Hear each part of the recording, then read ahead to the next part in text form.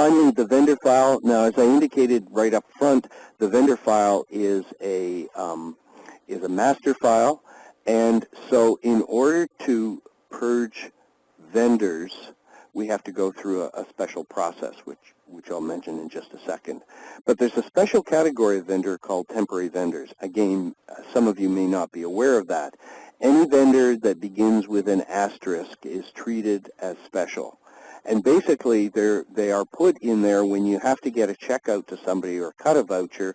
You want to run them through the regular process of vouchering them and cutting them a check. But they're unlikely to be in your system for more than a few weeks or a few months. So you put them in as asterisk Peter or asterisk pizza or whatever the circumstance demands.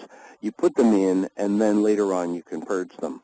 My recommendation here is probably purge them once a year, just to keep the counts down. It'll remove them from your vendor file, but you can do them just on an as required. When that list of asterisk vendors crops up and gets too long, when you do your lookup into vendors here, and that list gets too long here, then you simply get rid of them, and the system will take care of their history as well as getting rid of them themselves. Now, in terms of the vendors, the main vendors themselves, there is a process, and that process I'm just going to outline quickly to you.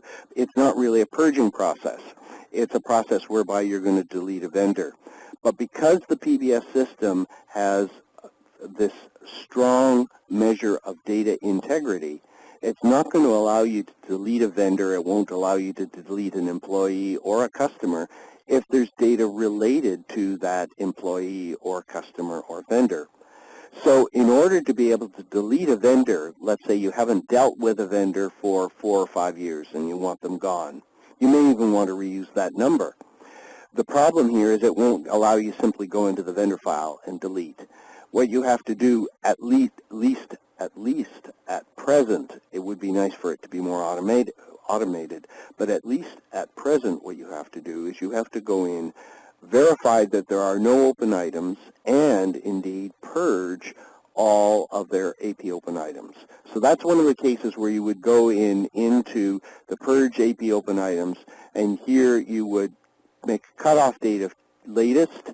You would put in the specific vendor that you wanted, whatever the specific code was.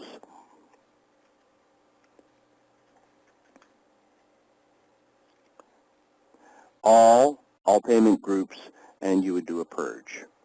And you would, having done that, then you would be getting rid of every record in the open item on the presumption that there were no open items. That being the case, there are no open items, you're halfway there. The second thing you have to do is basically do the same thing with the vendor history, which is a matter then of going into the vendor history. If we see over here in vendor history, we would go to AP Utility Purge, AP Utility Purge Vendor History. And in this case, we would say F2 for latest. Again, we would put in our vendor ID.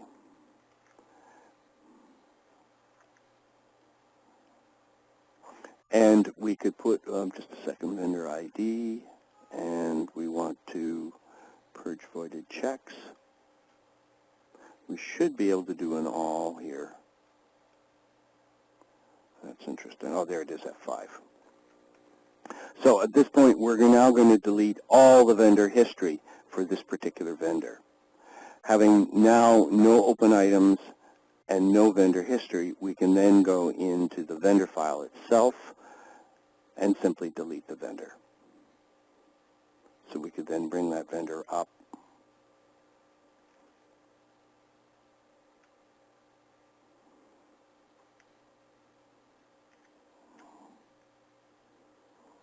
And at this point, we would hit F3 to delete the vendor and say yes, and he's gone. So this is not really a purge, but I thought I'd mention it just for completeness. The process is very similar for customers, and it's somewhat similar for items in the item file. Those master files all have that same kind of data integrity constraints, which require that you remove the history functionality, or I'm sorry, you remove the history records first before you can actually remove the items.